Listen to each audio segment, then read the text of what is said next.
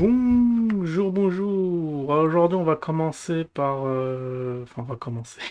On va parler du journal de Vetio X, la 24e. Ça faisait longtemps. Je crois que ça doit dater de 2 semaines, hein. Normalement, incessamment sous peu, il va y avoir un nouveau. Ça, c'est pour les gens qui sont pas au courant du petit truc traquenard qui nous a pondu. Je vais vous en parler juste après. Bon, bah, allons-y. C'est parti.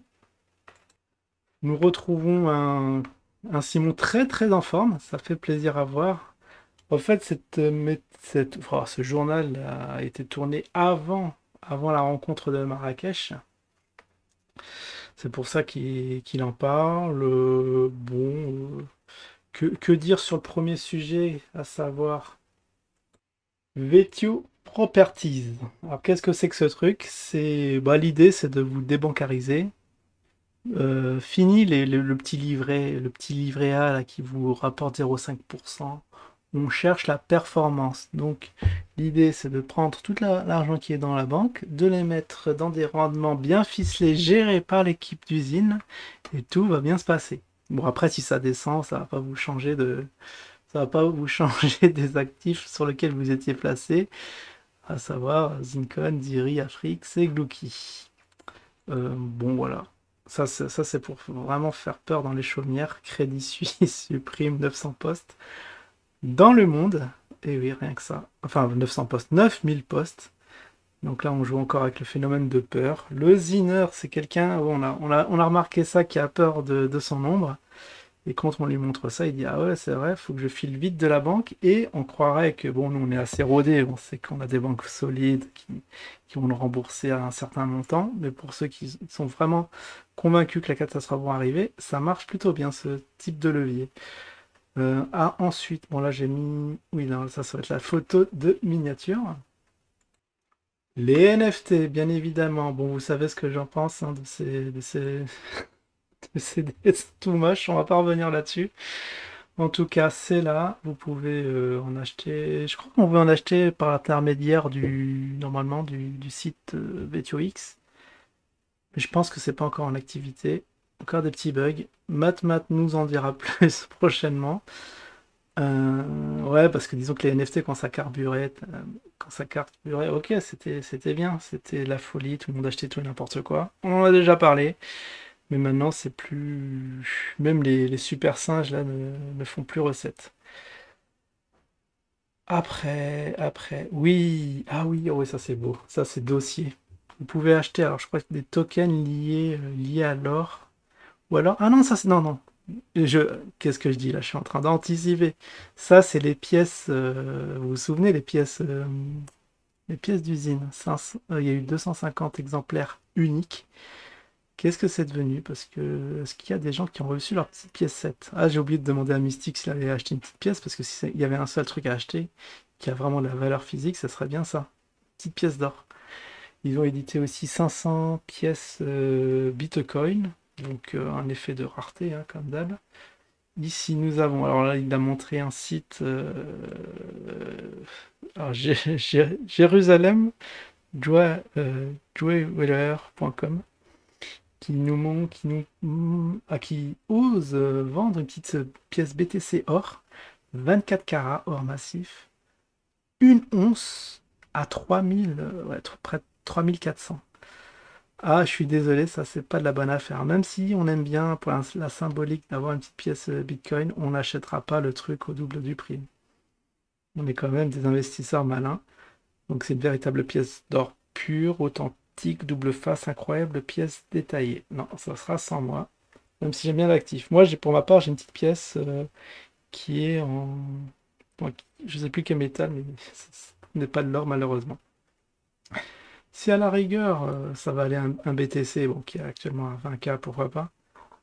Bon, c'est vrai que ce sera de la folie de le vendre à ce prix-là. Ils le vendent, je sais pas, à 20K. Peut-être, mais sinon, non, c'est pas la peine d'acheter ça. Si c'était adossé au prix du Bitcoin, why not?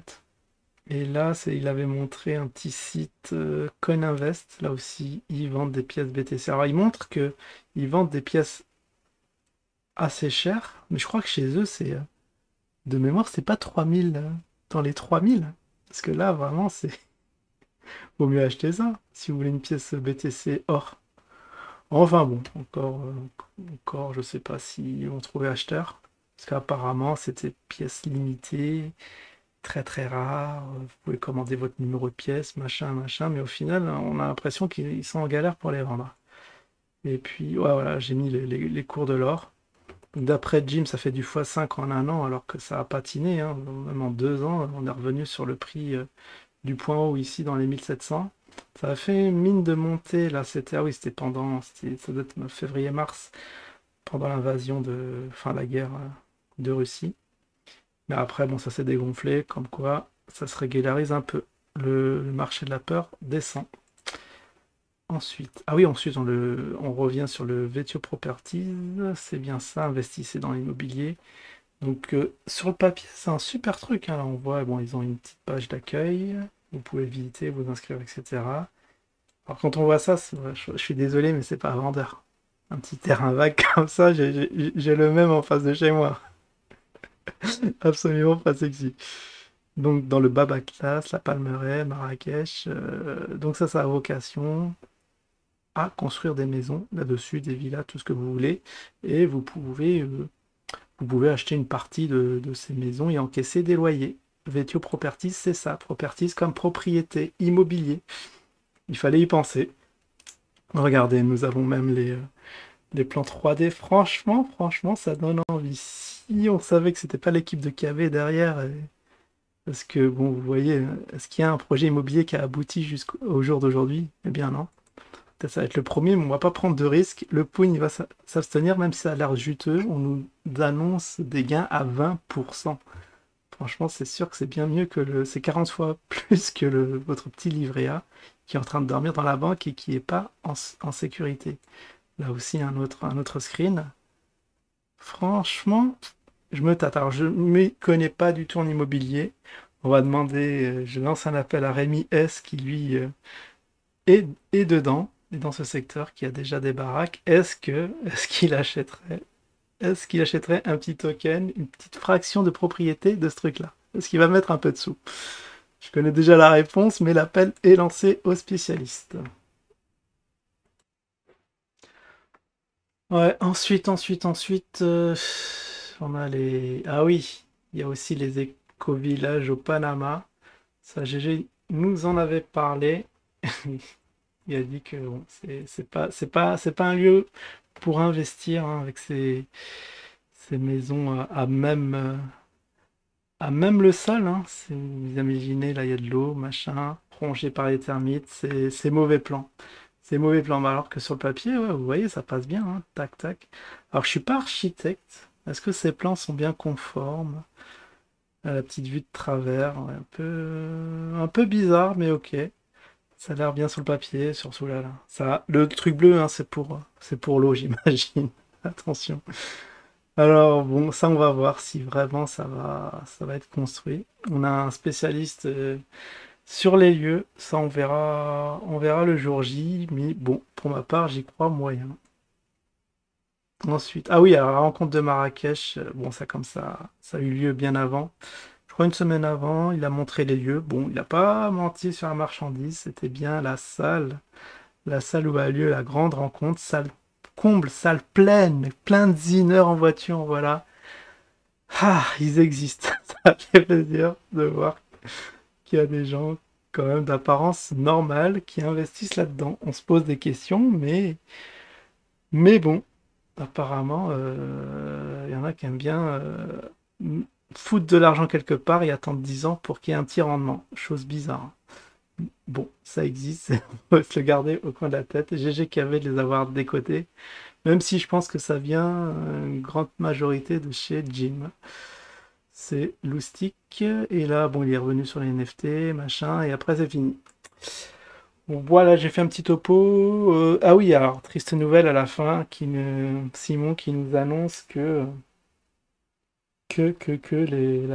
comment ça, le journal va avoir lieu qu'une fois par mois. Moi, je leur ai dit, il fallait qu'ils fassent un truc qui dure, je sais pas, 3, 4, 5 minutes, grand max. Ils parlent d'un petit sujet à fond, NFT, je sais pas quoi, ils montrent une collection. Et puis basta, et tu fais ça toutes les semaines. Et là, Et là, qu'est-ce qu'on a? On se fait endormir. Vous voyez, au départ, c'était une fois par semaine. Après, on s'est fait zapper. On s'est fait zapper une fois sur deux. Et là, voilà, une fois par mois. C'est un peu triste pour qu'on ait plein de nouvelles d'un coup, mais on s'en fout quelque part. Nous, on veut du suivi, même quasi quotidien, hein.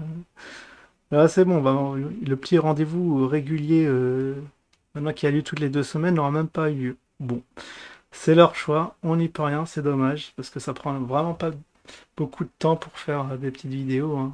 10 minutes grand max. Bon, s'il y a du montage derrière, on va dire 20 minutes, et puis voilà, ça aurait été fait, le Zine aurait été content. On aurait eu de la visibilité, mais là, bon, une fois par mois. C'est comme ça, tant pis. Voilà, voilà, c'est là que s'achève cette 24e édition du journal, et je vous dis à la prochaine. Ciao tout le monde.